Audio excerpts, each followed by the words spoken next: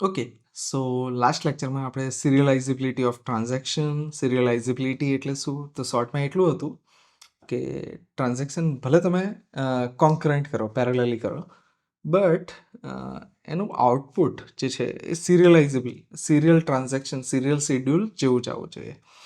તો એનામાં આપણે બે ટાઈપ હોય છે, કોન્ફ્લિક્ટ અને વ્યૂ સિરિયલાઇઝિબિલિટી. એને શોર્ટમાં આપણે જોયું હતું. હવે એને ડિટેલમાં જોઈએ કે કોન્ફ્લિક્ટ સિરિયલાઇઝિબિલિટી એટલે શું. So two operation 1, operation I અને J from Ti and from Tj. Two operations OI and OJ are said to conflict. બેની વચ્ચે કન્ફ્લિક્ટ થશે if and only if all three conditions hold. ક્યારે કન્ફ્લિક્ટ થઈ શકે એની conditions આપેલી છે કે તે બિલોંગ ટુ ડિફરન્ટ ટ્રાન્ઝેક્શન્સ. પહેલાં તો એક ટ્રાન્ઝેક્શન ના હોવો જોઈએ, બે અલગ અલગ ટ્રાન્ઝેક્શન ના હોવા જોઈએ. They access the same data item, મતલબ બંને અલગ અલગ ટ્રાન્ઝેક્શનથી સેમ ડેટા આઇટમને એક્સેસ કરવાનો ટ્રાય કરે છે, કાં તો રીડ કરવાનો કાં તો રાઇટ કરવાનો. અને at least one of them is write operation. કાં તો આ રાઇટ કરતું હોય, કાં તો આ રાઇટ કરતું હોય, કાં તો બંને રાઇટ કરતા હોય. બરાબર, બંને રીડ કરે તો ઇશ્યુ નથી, બંને રીડ કરવાનો ઇશ્યુઝ, રાઈટ. જ્યારે બેમાંથી એક રાઇટ કરવાનો ટ્રાય કરશે અથવા તો બંને રાઇટ કરવાનો ટ્રાય કરશે, ધેન ઇટ ઇઝ ઇશ્યુ. સો અહીંયા ટેબલમાં આપેલું છે કે ટ્રાન્ઝેક્શન I અને J રીડ તો રાઈટ, નો ઇશ્યુ, બરાબર. અને સેમ આઇટમને રીડ કરવાનો ટ્રાય કરે છે એ અહીંયા પૂછવામાં આવ્યું છે. યસ, સેમ આઇટમને રીડ કરવાનો ટ્રાય કરે છે બંને ટ્રાન્ઝેક્શન, તો પણ કોઈ ઇશ્યુ નથી, કારણ કે રીડમાં તો કોઈ ઇશ્યુ છે જ નહીં.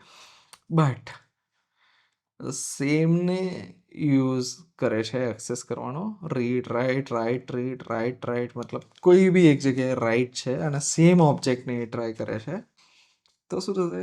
TJ writes what TI reads, TI writes what TJ reads, both write, order matters. તો આ બધા કેસમાં શું થશે? કન્ફ્લિક્ટ થશે. બટ રીડ અને રાઇટ કરતા ડિફરન્ટ ઓબ્જેક્ટ ઉપર, કે આ એક્સને રીડ કરે છે, આ વાયને રાઇટ કરે છે, તો કોઈ ઇશ્યુ નથી, કારણ કે અલગ અલગને તમે કરી શકો છો, તો પણ કોઈ કન્ફ્લિક્ટ નથી.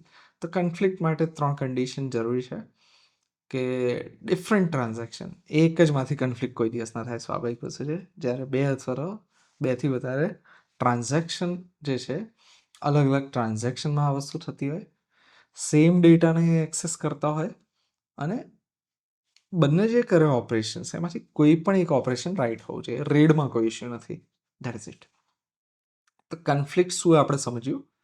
હવે નેક્સ્ટ સમજીશું કન્ફ્લિક્ટ ઇક્વિવેલન્સ એટલે શું. So two schedules S and S dash, આપણી પાસે બે શેડ્યુલ છે, are conflict equivalent if one can be transformed into other by swapping non-conflicting adjacent operations. એવા ઓપરેશન્સ કે જેમાં કન્ફ્લિક્ટ નહીં આવતી, એને આપણે સ્વેપ કરીએ અને આપણને બે શેડ્યુલ જે છે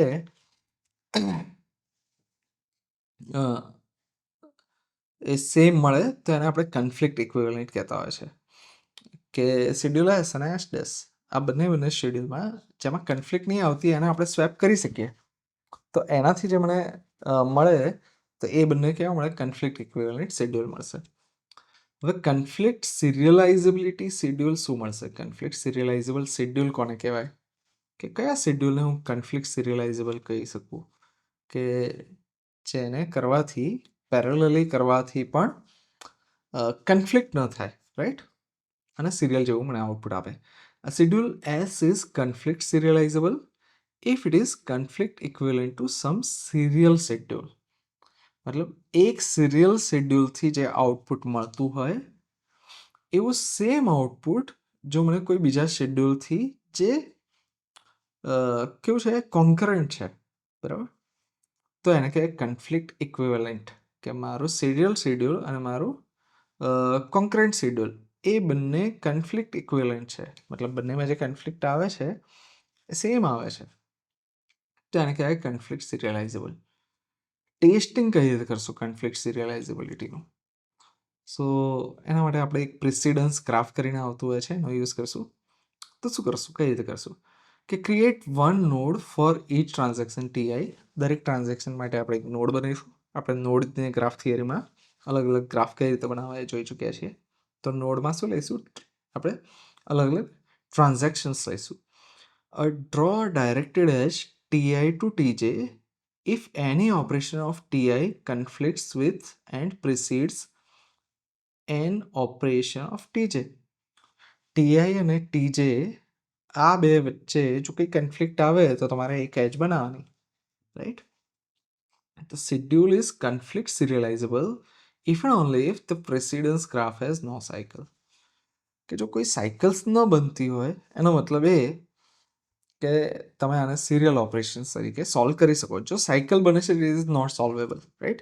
જો સાયકલ ન બનતી હોય તો સિરિયલ જેવું આઉટપુટ લાવી શકે એવું કંઈક તમે સ્વેપ કરીને ટ્રાન્ઝેક્શન્સને એવું અંદરના ઇન્ટરનલ જે ઓપરેશન્સ છે એને સ્વેપ કરીને કંઈક કરી શકો. બટ જો અંદર સાયકલ આવી ગઈ તો નો સોલ્યુશન.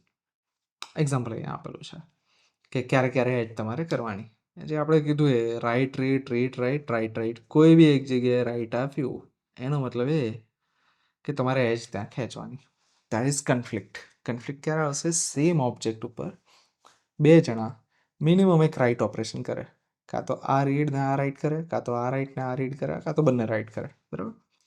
તો TI/TJની વચ્ચે તમારે એજ ખેંચવાની છે. આ ત્રણમાંથી કોઈ પણ એક કન્ડિશન હોય તો. બટ ઓબ્જેક્ટ સેમ હોવો જોઈએ જરૂરી છે. આગળના ટેબલમાં બી આપણે જોયું હતું. હવે આ બધી એજીસ બનાવી આપણે પ્રેસિડન્સ ગ્રાફ બનાવી લીધો. પછી એનું ઇન્ટરપ્રિટેશન કઈ રીતે કરવાનું? નો સાયકલ ઇન પ્રેસિડન્સ ગ્રાફ મતલબ કન્ફ્લિક્ટ સિરિયલાઇઝેબલ. કે સિરિયલ ઓર્ડર અને એનો સિરિયલ ઓર્ડર કઈ રીતે લાવીશું આપણે? Topological sort of graph. ગ્રાફનું ટોપોલોજીકલ સોર્ટિંગ કરીએ અને જે આપણને સિક્વન્સ મળે એ સિક્વન્સ થઈ ગયું કન્ફ્લિક્ટ સિરિયલાઇઝેબલ. મતલબ આનું આઉટપુટ કોન્કરન્ટ શેડ્યુલનું સિરિયલ શેડ્યુલ જેવું સેમ જ આવશે.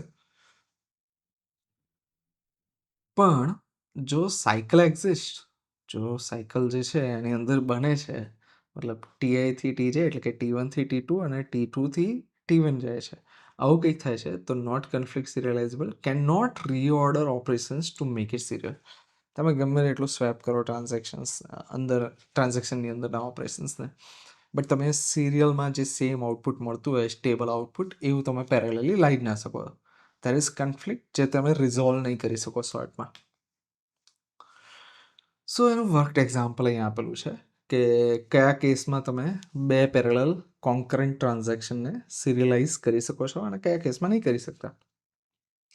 સો શેડ્યુલ S1 આપેલું છે તમને અહીંયા, જેમાં T1 અને T2 બે ટ્રાન્ઝેક્શન આપેલા છે.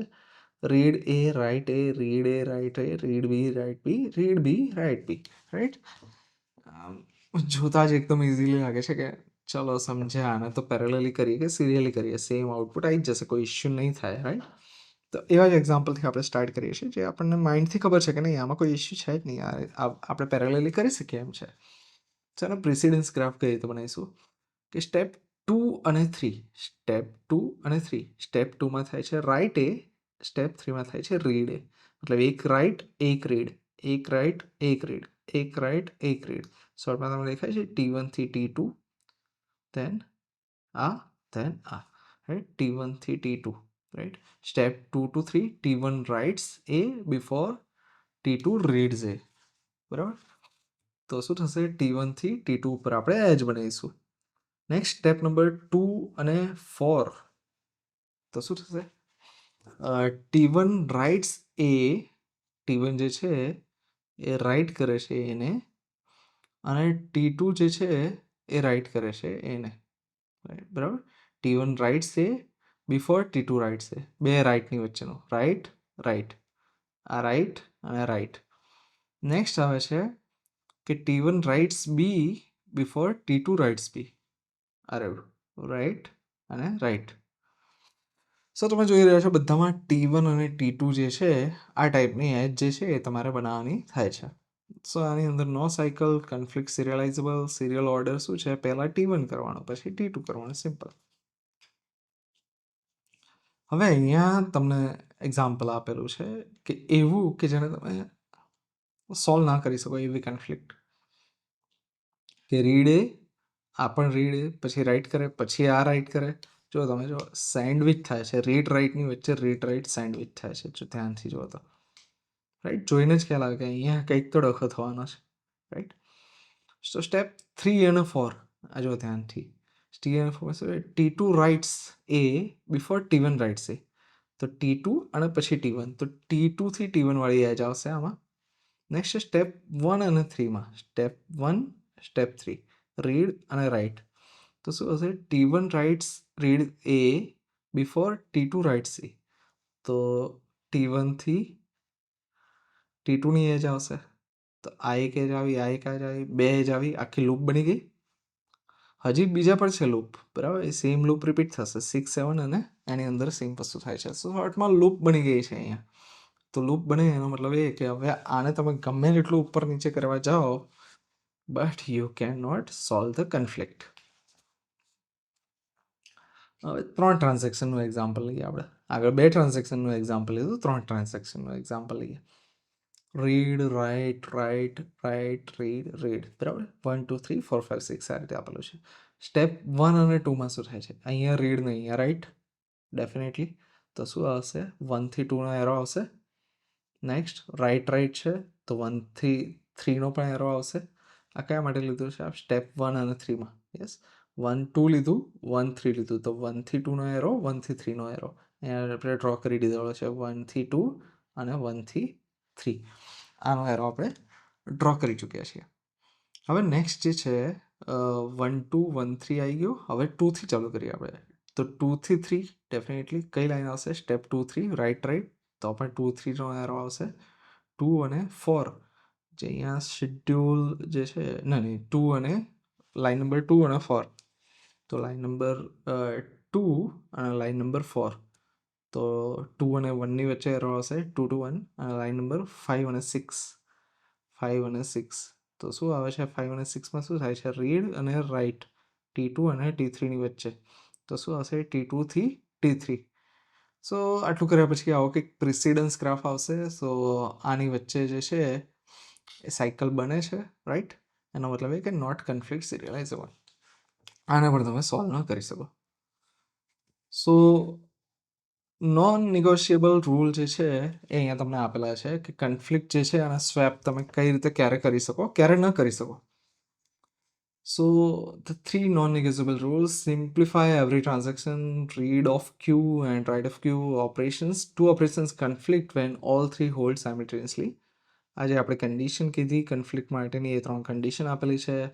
રીડથી કોઈ ઇશ્યુ ના થાય, રાઇટ રીડ હોય, રીડ રાઇટ હોય અથવા રાઇટ રાઇટ હોય તો ઇશ્યુઝ આવી શકે. અને સિરિયલાઇઝેબલ કેમ, તો એનાથી જે બેનિફિટ મળે છે એ આપણને અહીંયા આપેલો છે. કન્ફ્લિક્ટ જે છે એનો સ્વેપ ટેસ્ટ, કે repeatedly swap adjacent non conflicting operations in a schedule if you reach a serial schedule, એટલે કે conflict serializable if conflict blocks every swap, બરાબર. કન્ફ્લિક્ટ જે છે એ દરેક સ્વેપને મતલબ બ્લોક કરે કે તમે સ્વેપ કરી ન શકો લીગલી, તો એ કન્ફ્લિક્ટ નોટ સિરિયલાઇઝેબલ કહી શકાય, નોટ કન્ફ્લિક્ટ સિરિયલાઇઝેબલ. T1 અને T2 both read and write data item from A example સાથે આપેલું છે, આપણે ડિટેલમાં જોઈ ચૂક્યા, તો એના ઉપર ટાઈમ વેસ્ટ નહીં કરીએ because we have limited time.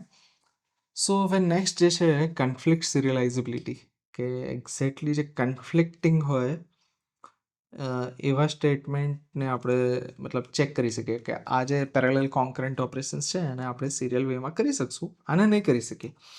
એવી રીતે વ્યૂ સિરિયલાઇઝેબિલિટી. હવે સિરિયલાઇઝેબિલિટી મતલબ એનો આપણે ડેફિનેશન આગળ જોયું હતું કે રીડ રાઇટ વાળું, અહીંયા એક્ઝેક્ટલી જોઈ લઈએ તો ખ્યાલ આવી જશે શું આવશે.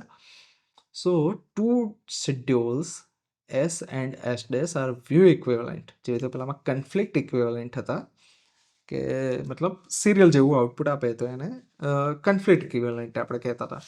અહીંયા view equivalent if every data item x of the following 3 condition hold, કે નીચેની 3 કન્ડિશન્સ જો હોલ્ડ કરતી હોય તો આ જે છે એ વ્યૂ ઇક્વિવેલન્ટ થાય કોઈ સિરિયલ જોડે.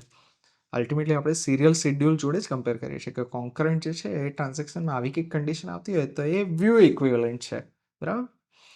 અને વ્યૂ ઇક્વિવેલન્સી જે છે એ મેચ થતી હોય સિરિયલ જોડે અને વ્યૂ સિરિયલાઇઝેબલ કહેવાય. એ આપણે જોઈશું કોન્કરન્સમાં પણ સેમ હતું. તો કઈ 3 કન્ડિશન છે જેના વ્યૂ ઇક્વિવેલન્ટ કહી શકાય. So initial read, if transaction Ti reads initial value of x in S, then Ti also reads the initial value x in S'. બંને શેડ્યુલની અંદર Ti જે છે એ ઇનિશિયલી એક્સને રીડ કરે, આ એક્સને રીડ કરે, પેલો વાયને રીડ કરે, એવું ન ચાલે. અથવા તો આમાં ટ્રાન્ઝેક્શન અલગ કંઈક રીડ કરવું, આમાં T1 ટ્રાન્ઝેક્શન રીડ કરતું હોય, આમાં T2 ટ્રાન્ઝેક્શન પહેલાં એક્સને રીડ કરે, તો એ ના ચાલે. બંનેમાં સેમ ટ્રાન્ઝેક્શન, આમાં T1 રીડ કરતું હોય તો બીજા શેડ્યુલમાં પણ T1 હોવું જોઈએ. આમાં જો T3 રીડ કરે તો આમાં પણ T3 રીડ કરતો હોવું જોઈએ સેમ વેરિયેબલને. સૌથી પહેલી વાર જે વેરિયેબલને રીડ કરે, ઇનિશિયલ રીડ કરે, એ સેમ થવું જોઈએ, બરાબર. એટલે કે પહેલો એ રીડવાળો વ્યૂ, પહેલું કોણ રીડ કરશે એ વ્યૂ મેચ થવો જોઈએ. થર્ડ આપણે પહેલાં જોઈ લઈએ, પછી સેકન્ડ જોઈએ, કારણ કે ઇઝી છે.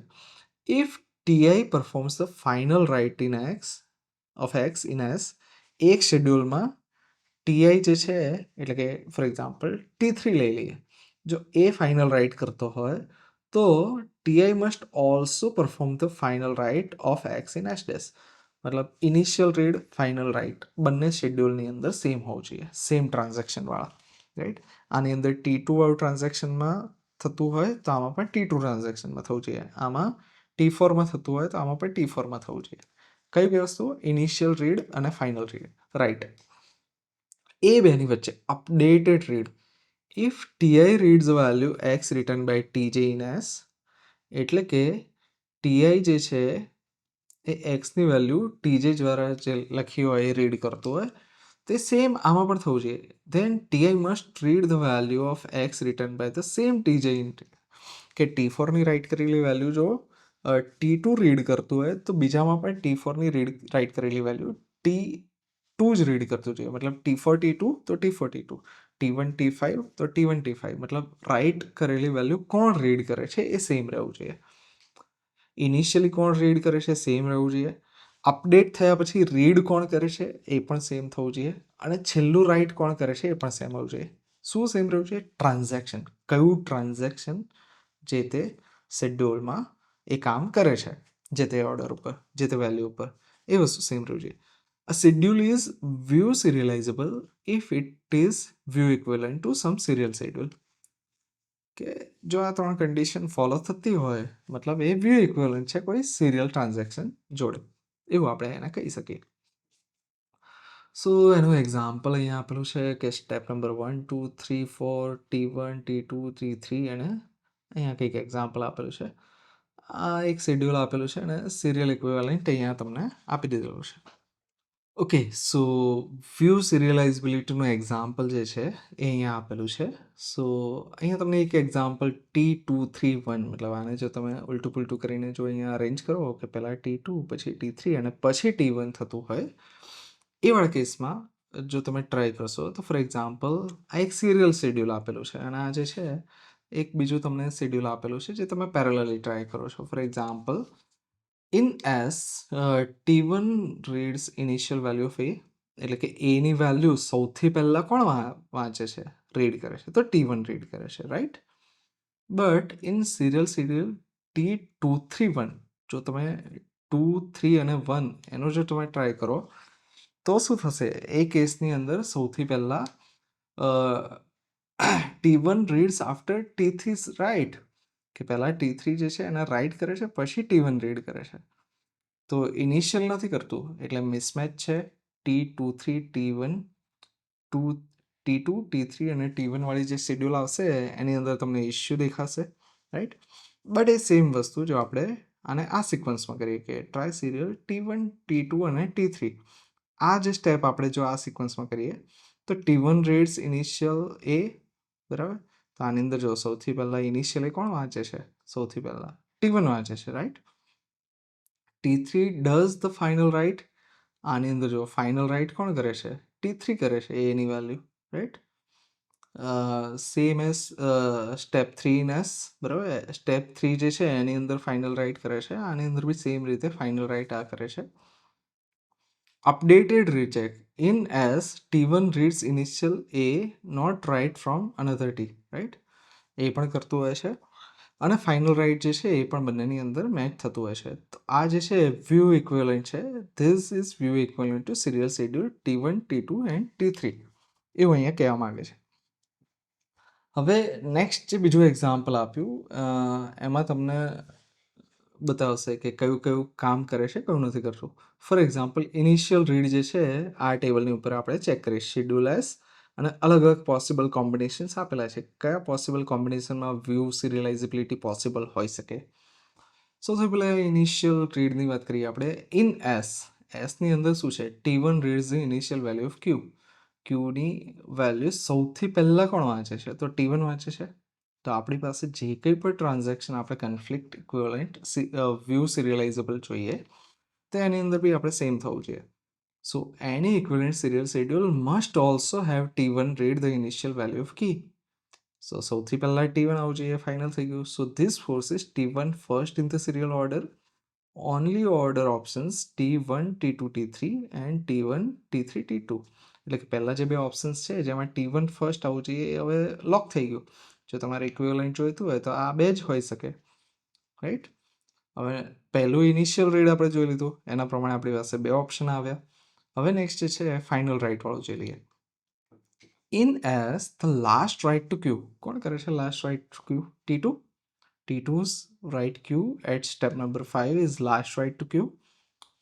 અને સેમ રીતે લાસ્ટ રાઇટ ટુ ક્યુ આની અંદર જો આપણે જોઈએ તો શું થશે? T1, T2 અને T3. અહીંયા T2 કરવું જોઈએ લાસ્ટ રાઇટ, તો છેલ્લે T2 આવવું જોઈએ, right?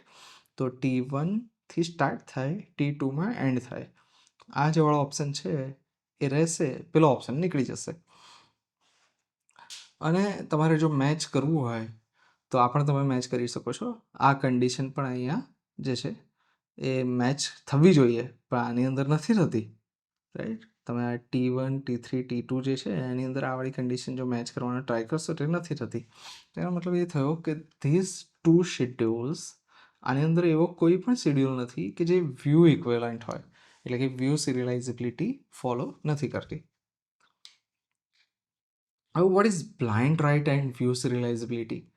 A blind write occurs when transaction writes a data item without reading it. मतलब જોયા જાણ્યા વગર સીધે સીધું રાઇટ કરી દીધું, રાઈટ? એને બ્લાઇન્ડ રાઇટ કહેવાય. Blind writes are key to why view serializability can be broader than conflict serializability. કે કન્ફ્લિક્ટ સિરિયલાઇઝેબિલિટી કરતાં થોડું ઓપ્શન્સ જે છે એ વ્યૂ સિરિયલાઇઝિબિલિટીમાં વધારે મળશે, વધારે રિલેક્સ થાય છે બ્લાઇન્ડ રાઇટના લીધે. એક્ઝામ્પલ્સ આપેલું છે અહીંયા તમને બ્લાઇન્ડ રાઇટનું, કે T1 રીડ કરે છે, T2 જે છે એ શું કરે છે? સીધું રાઇટ કરી દે છે. આ પણ સીધું રાઇટ કરી દે છે. સો T2 and T3 perform blind writes write without reading. This schedule has a cycling precedence graph. Precedence graph જો તમે ડ્રો કરશો તો આમાં તમને સાયકલ્સ જોવા મળશે. સો દેટ ઇઝ આ જે છે નોટ કન્ફ્લિક્ટ સિરિયલાઇઝેબલ. તમે કન્ફ્લિક્ટ સિરિયલાઇઝેબલ આને કરવા જશો કે કન્ફ્લિક્ટના પોઈન્ટ ઓફ વ્યૂથી આ સિરિયલાઇઝેબલ છે કે નહીં, તો તમને આન્સર આનો ના મળશે કે નહીં, ધીસ ઇઝ નોટ ઇક્વિવેલન્ટ. હવે બટ ઇઝ ઇટ વ્યૂ સિરિયલાઇઝેબલ? મતલબ વ્યૂના પોઈન્ટ ઓફ વ્યૂથી ચેક કરશો તો શું થાય છે? Since T2 and T3 only write, એટલે કે swapping there intermediate result doesn't change the value T1 reads. એટલે જે ઇનિશિયલ રીડ, ફાઇનલ રાઇટ અને updated read, the final write is by T1 in both the schedule and the equivalent serial order T2, T3, T1. So yes, આ બધી ત્રણ જે condition આપણી view સિરિયલાઇઝેબિલિટીની હતી, જો આની પર તમે ચેક કરશો તો એ બધી સાચી પડશે. And even though it is not conflict serializable, એ વ્યૂ સિરિયલાઇઝેબલ થશે. એટલે કે વ્યૂ સિરિયલાઇઝેબલ થોડી રિલેક્સ કેટેગરી છે, કન્ફ્લિક્ટ સિરિયલાઇઝેબલ એકદમ ટાઈટ સ્ટ્રિક્ટ કન્ડિશન છે, અને વ્યૂ સિરિયલાઇઝેબિલિટી જે છે એનાથી થોડી રિલેક્સ, એનો સુપરસેટ કહી શકાય આપણે. અને અહીંયા તમને રિયલ લાઈફ એક્ઝામ્પલ આપેલું છે કે કન્ફ્લિક્ટ સિરિયલાઇઝેબિલિટી અને બ્લાઇન્ડ રાઇટ કઈ રીતે કામ કરે છે. તો પ્રેસિડન્સ ગ્રાફ, એને તમે હોલિવૂડના મૂવીઝ, બોલિવૂડના મૂવીઝ, જે બી સ્પાય ને એવા મૂવીઝ તમે જોયા જેમાં કેસ સોલ્વ કરતો હોય તો એમાં એવું કંઈક તમે જોયું હશે, રેડ સ્ટ્રિંગ બોર્ડ. સો પ્રેસિડન્સ ગ્રાફ ડિટેક્ટ્સ સિરિયલ ઇક્વિવેલન્સ ફાસ્ટર દેન ટ્રાઇંગ એવરી પોસિબલ સ્વેપ. દરેક પોસિબલ સ્વેપ કરીને રેન્ડમલી તમે તુક્કા લગાવો એના કરતાં તમને એક સ્ટ્રક્ચર્ડ વે આપે છે પ્રેસિડન્સ ગ્રાફની મદદથી. કઈ રીતે કન્સ્ટ્રક્ટ કરશો? વન નોડ પર transaction for every conflict TI's operation comes first draw TI to TJ, બરાબર? TI થી TJ ક્યાંથી ક્યાં લાઈન ડ્રો કરવાની એ આપણે કઈ રીતે પ્રેસિડન્સ ગ્રાફ બનાવવાનો ઓલરેડી જોઈ ચૂક્યું. ડિસિઝન રૂલ, એ સાયક્લિક હોય તો વેલિડ ઓર્ડર એક્ઝિસ્ટ કરે, બરાબર? અને સાયક્લિક હોય મતલબ સાયકલ્સ ફોર્મ થતી હોય તો વેલિડ ઓર્ડર એક્ઝિસ્ટ ન કરે. અને think of each node as a detective pinning evidence to the board. Read string connect suspects, મતલબ આ અહીંયાથી આ અને અહીંયાથી આ મતલબ મલ્ટિપલ ફોટોગ્રાફ્સથી તમને સસ્પેક્ટ્સ મળે, બટ જો લૂપ બનતી હોય તો તમને કેસ જે છે એ કેવો થઈ જાય, અનસોલ્વેબલ, કે આનું સોલ્યુશન હવે ના નીકળી શકે. અને બ્લાઇન્ડ રાઇટનું એક્ઝામ્પલ વ્યૂ સિરિયલાઇઝિબિલિટી અહીંયા ડિટેલમાં સમજાવ્યું છે. Ultimately the key point is conflict serializable is a subset of view serializables. View serializable superset છે કન્ફ્લિક્ટ સિરિયલાઇઝેબલનો, બરાબર. એક સેટ નાનો છે, બીજો સેટ મોટો છે. And this is the complete comparison table. So conflict serializable, view serializable based on pairs of conflicting operations. Read write write read અને રાઇટ રાઇટ આવા કંઈક પેર્સ આવતા હોય કન્ફ્લિક્ટ, તો એના ઉપર ડિપેન્ડ કરે છે. અને what values transactions read and who makes the final write. ક્યારે કોણ રીડ કરે છે, સૌથી પહેલું રીડ, સૌથી છેલ્લું રાઇટ અને અપડેટેડ રીડ, આના ઉપરથી એ ડિસાઇડ કરશે. ટેસ્ટિંગ કઈ રીતે કરશે, તો પ્રેસિડન્સ ગ્રાફની મદદથી કરે છે કન્ફ્લિક્ટ સિરિયલાઇઝેબલમાં. ચેક ફોર સાયકલ્સ કરે છે અને વ્યૂ ઇક્વલન્સની અંદર 3 અલગ અલગ રૂલ જે છે એ ચેક કરતું હોય છે. This is NP complete. NP કમ્પ્લીટનો મતલબ છે કે harder to test in practice. તમારે જો બધા પોસિબલ સોલ્યુશન્સ છે કે પરફેક્ટલી ચેક કરવું છે કમ્પ્યુટેશનલી કે વ્યૂ સિરિયલાઇઝેબલ છે કે નહીં, તો એ હાર્ડર છે, મતલબ તમે ઇઝીલી એને ના કરી શકો. જ્યારે પોલિનોમિયલ ટાઈમ એટલે કે તમે અચીવેબલ ટાઈમની અંદર પ્રોપર એલ્ગોરિથમથી કન્ફ્લિક્ટ સિરિયલાઇઝિબિલિટી ચેક કરી શકો છો. સ્ટ્રિક્ટનેસ તો સ્ટ્રિક્ટર સબસેટ છે કે બહુ એકદમ જે મેચ થતા હોય એને જ લેવાના, બાકીના નહીં લેવાના. અહીંયા બ્રોડર એટલે વધારે ઓપ્શન્સ તમારે ફિગર આઉટ કરવાના, એટલે ટાઈમ બી વધારે જાય.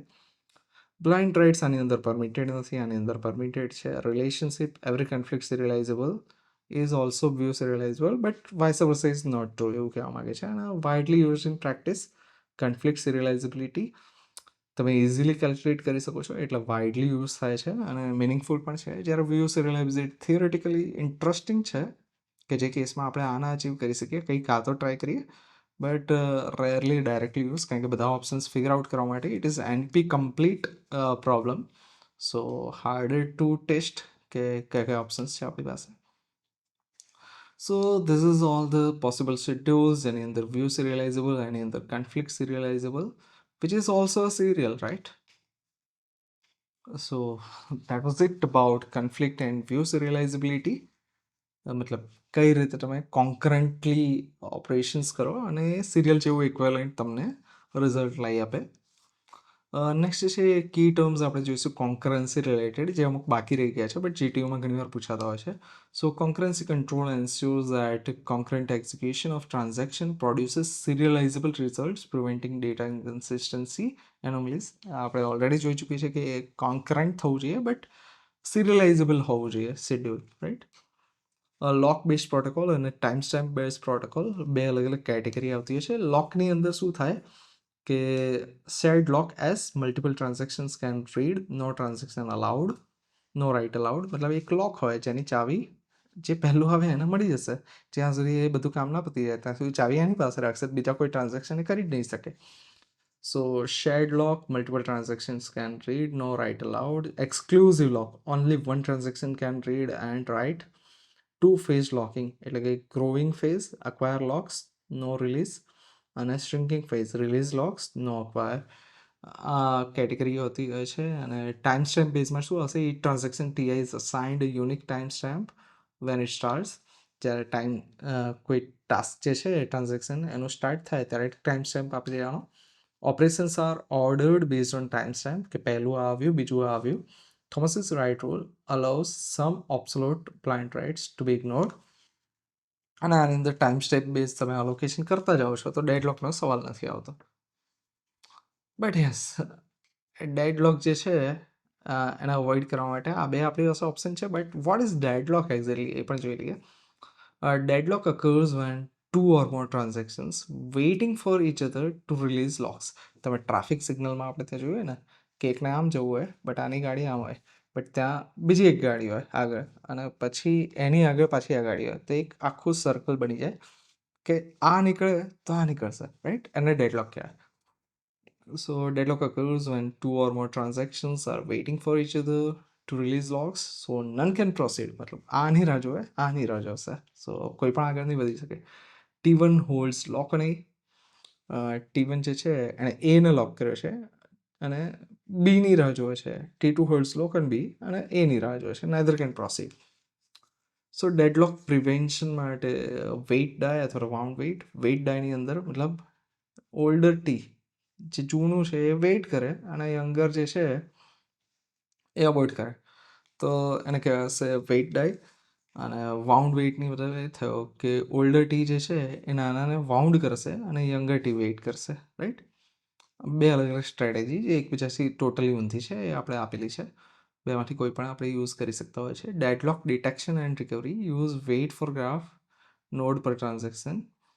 Deadlock exists, તો cycling WFG graph. Recovery selects the victim transaction, abort it and release. And victim selection, usually the youngest or lowest cost transaction. સો કઈ રીતે તમે ડેડલોકને ડિટેક્ટ અને રિકવર કરી શકો છો એ અહીંયા આપેલું છે.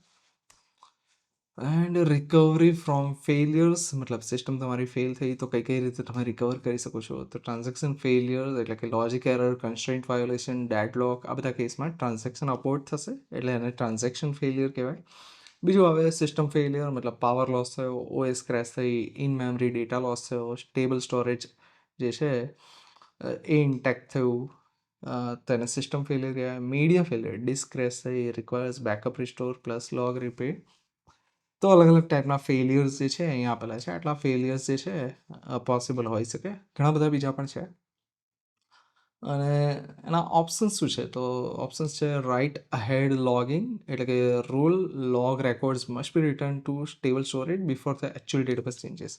કે પહેલાં કામ કરતાં પહેલાં લખી દેવાનું કે આ કામ કરીએ છીએ આપણે લોગ બેસ્ડ, બરાબર. Enables undo and redo, control Z control Y, roll back અને રીપ્લે એ ફેસિલિટી આપે છે. અનડુ એટલે શું, રીડુ એટલે શું અહીંયા સમજાવ્યું છે. આઈ ડોન્ટ થિંક કે એને સમજાવવાની જરૂર છે.